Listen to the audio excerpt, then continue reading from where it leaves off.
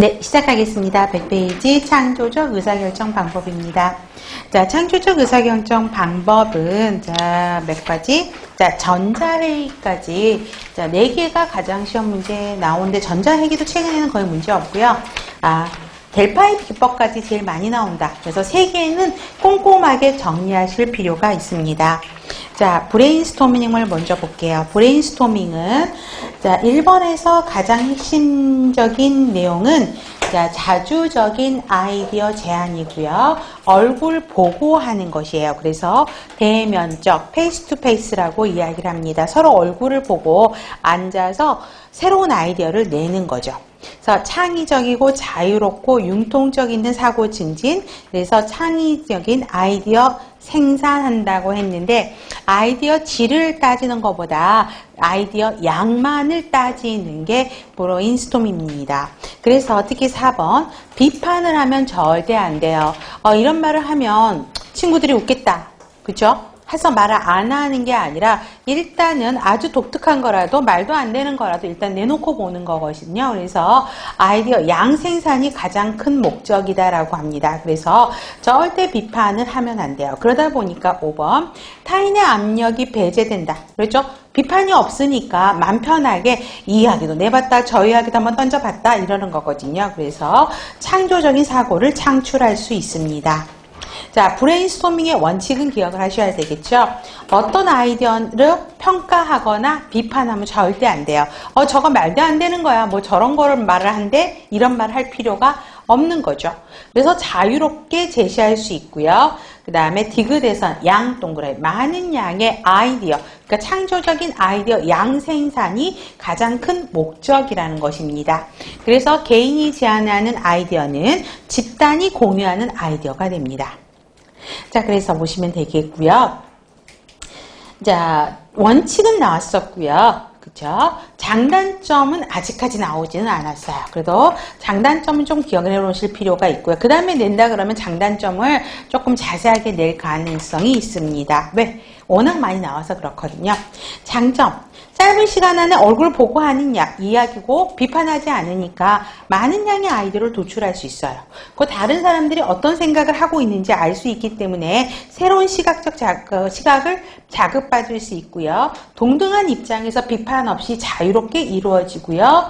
소수 구성원에 의한 지배 이루어지지 않죠. 또 위축될 필요도 없어요. 이게 좋은 점이야. 단점은 자율적으로 아이디어를 개발한 건 장점이죠. 그런데 규칙까지 준수하면서 아이디어를 어떤 구조화된 틀로 만들기는 그렇게까지 하기는 쉽지가 않고요. 쉽게 말할 수 있는 자유로운 분위기 조성은 말이 쉽지 실제 하는 거는 어렵고요. 그 다음에 주제를 벗어난 아이디어를 제시할 수도 있다라는 거죠. 단순한 문제는 적합하지만 복잡한 문제는 적합하지 않고요. 문제 해결 과정을 결론 짓지를 못한다. 뭐냐면 예를 들어서 우리가 손 씻기 감염 예방을 한다라는 브레인스토밍을 한다. 그러면 제일 쉬운 건 뭐예요? 손 씻기. 또 다른 여러 가지 땡땡땡땡 대안들이 있을 겁니다. 그래서 그래서 감염 예방을 해서 가장 좋은 방법은 무엇이다라고 브레인스토밍에서는 결정짓지 않는다라는 게 단점이에요. 단순히 나열한다라는 거죠. 단순히 창의적인 아이디어 생산이 가장 키포인트이기 때문에 결론을 지을 수 없다라는 게 단점입니다. 다음 명목 집단 기법이요. 16년도 서울, 17년도 지방에서도 문제가 나왔었어요. 명목 집단 기법은 각각의 구성 1번을 기억하셔야 되겠죠. 의사결정하는 방법을 무엇이라고 하느냐라고 이야기를 합니다. 뭐냐면 어떤 주제에 대해서 일단은 생각을 하라 그래요. 그러면은 사람들이 그 주제에 대해서 이제 의견을 모으겠죠. 그래서 방에 딱 들어가요. 명목 집단 기법을 하고 5사람한테 한다 그러면 어떤 주제에 대해서 공부를 해오세요 라고 하면서 명목 집단 기법을 할 거니까 어느 방으로 오세요. 그러면 책상에 이렇게 종이가 있어요. 그러면 그때는 그냥 말을 하면 안 돼요. 서로 자기야, 자기는 어떤 생각 갖고 왔어? 뭐 쓸 거야? 선생님 뭐 쓸 거야? 막 이렇게 물어보면 안 되고 그냥 인사만 하고 앉아서 그럼 쓰세요. 그러면 여기다 다 쓰는 거예요. 각자 5명이 앉아서 이제 써요. 서로 뭘 쓸 건지 서로 상의하지 않아요. 이때는 공유하지 않는다는 거죠. 공유하지 않는다는 거는 서로 말을 하지 않는다. 의사소통을 하지 않는다라는 거죠. 그죠?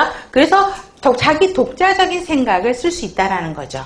그러면 여기에서 총무라든가 진행본부가 있을 거 아니에요? 자, 그 사람이 이거를 다 취합을 합니다.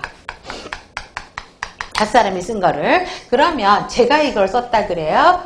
그러면 이 내용 중에 제가 쓴 것만 알지 요 네 사람이 쓴 거는 누가 뭘 썼는지는 모르는 거죠. 내가 쓴 것만 알죠.